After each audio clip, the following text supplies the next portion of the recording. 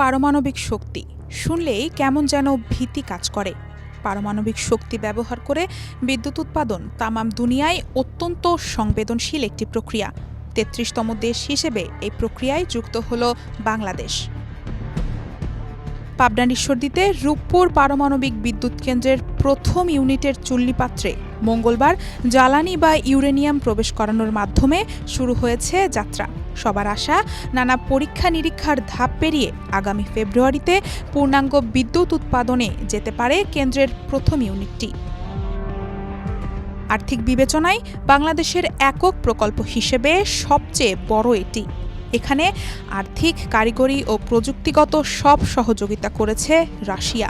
প্রায় ১,১৪,০০০ কোটি টাকা ব্যয়ে নির্মাণাধীন এই প্রকল্পের ৯০% অর্থ ঋণ দিয়েছে রাশিয়া, যেটি ২৮ বছরের মধ্যে পরিশোধ করতে হবে। বিদ্যুৎ কেন্দ্রটির স্বাভাবিক আয়ুষ্কাল ৬০ বছর। এই সময়ে সেখান থেকে মিলবে নিরবিচ্ছিন্ন বিদ্যুৎ। তবে প্রয়োজনীয় মেরামত ও রক্ষণাবেক্ষণের সাপেক্ষে আরও ৩০ বছর পর্যন্ত কেন্দ্রটির আয়ু বাড়ানোর সুযোগ রয়েছে। কেন্দ্রটিতে একবার জ্বালানি লোড করার পর তা দিয়ে চলবে টানা ১.৫ বছর। ফলে অন্যান্য বিদ্যুৎ কেন্দ্রের মতো তেল, গ্যাস কিংবা কয়লা কেনার কোনো ঝক্কি ঝামেলা নেই।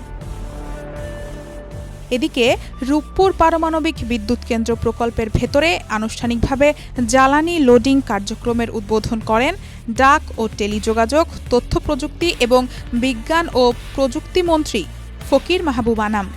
এই আয়োজনে ভার্চুয়ালি যুক্ত হন আন্তর্জাতিক পরমাণু শক্তি কমিশনের মহাপরিচালক রাফায়েল গ্রসি।